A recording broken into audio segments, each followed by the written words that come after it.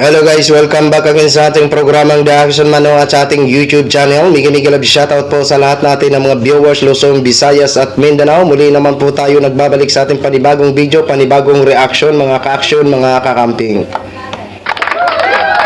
Ayan.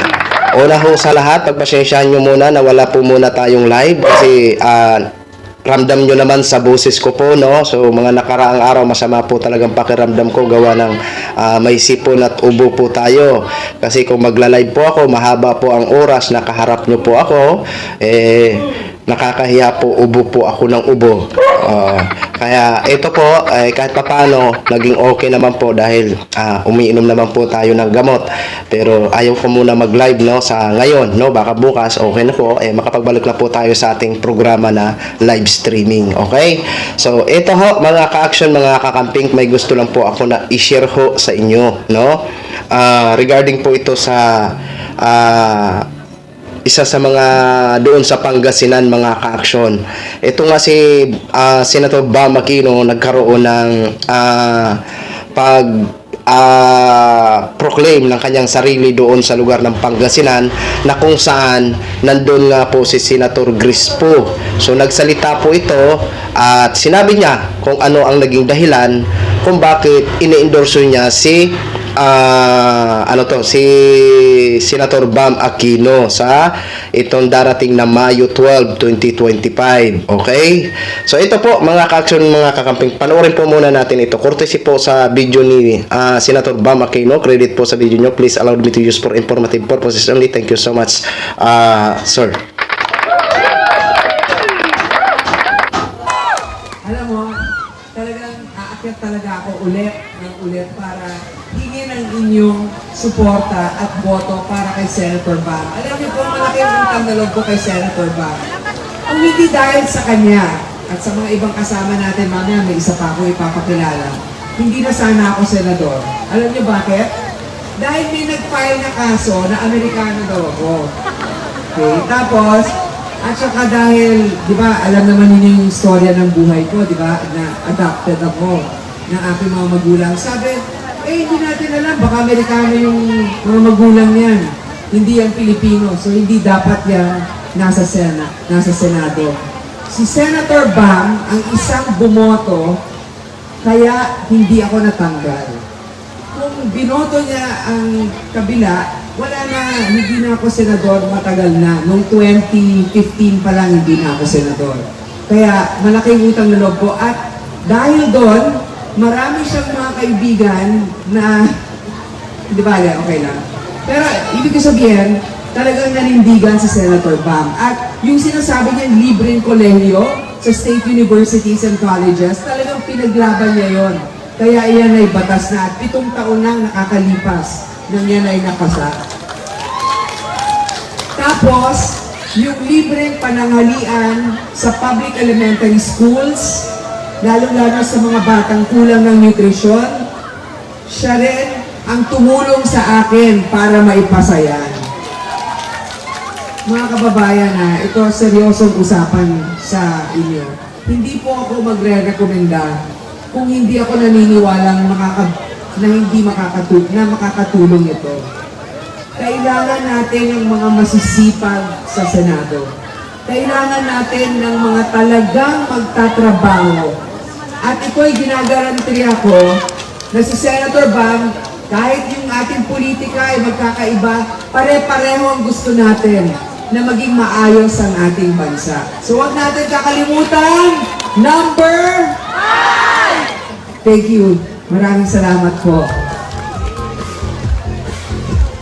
So yun na ho, mga ka-action, mga kakamping, no, napakinggan na po natin ang pahayag ni Senadora Grispo ho, mga ka-action, kung bakit suportado niya po ito si Bam Aquino. Totally, mga ka-action, mga kakamping, sa pagmonitor natin dito sa mga rally-rally ho, mga ka-action, tayo po ay natutuwa dahil itong ating mga pambato na si Kiko Bam at ang iba pa, lalong-lalo na ang Kiko Bam, sa palagay ko po, malaking tsansa po na makapasok po ito sa pagkasenador. Sana tuloy-tuloy lang po ang ating ginagawa dito sa ating mga platform, no, na i-share ang kanilang mga ginagawa ho, mga ka-action, at ang kanilang mga naging nung sila ay mga senador. So alam naman po natin, si Kiko Bam wala naman po talagang bahid na korupsyon ng mga yan.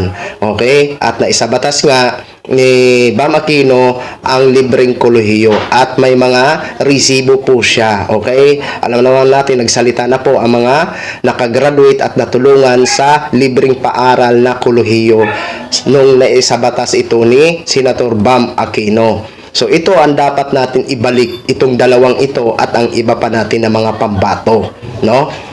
Kasi mula nang nagkaroon ng mga ibang senador diyan na taga-kabila, no? Alam niyo na kung sino tinutukoy ko, 'di ba?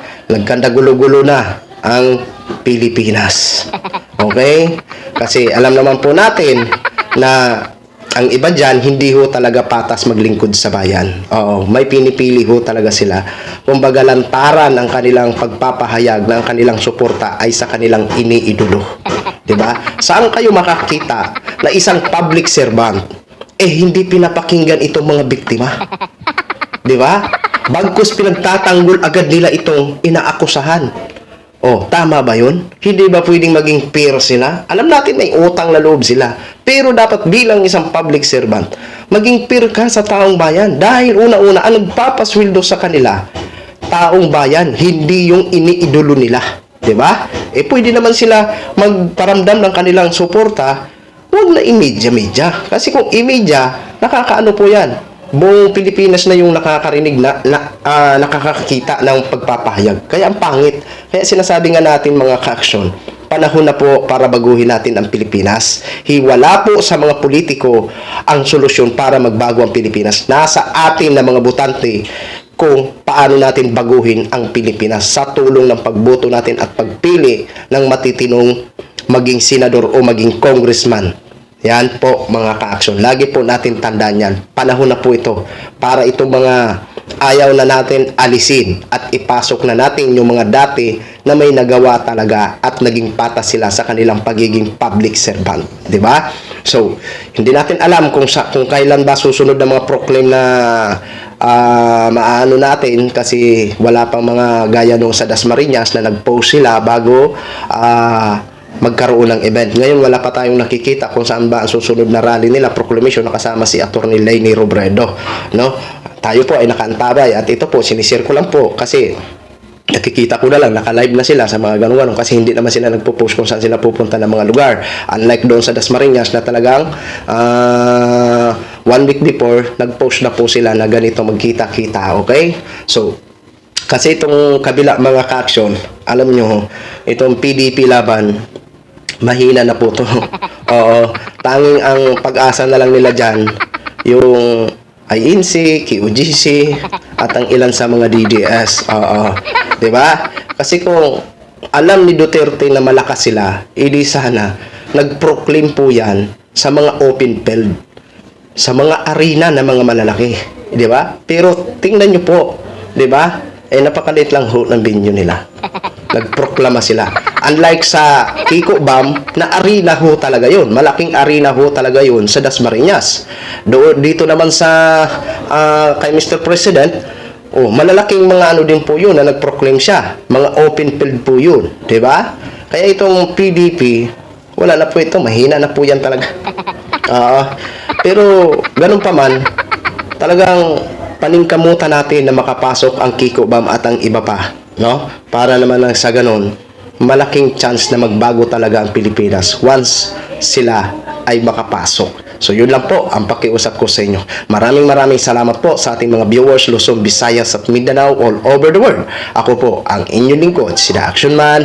Good morning, everyone. Beautiful.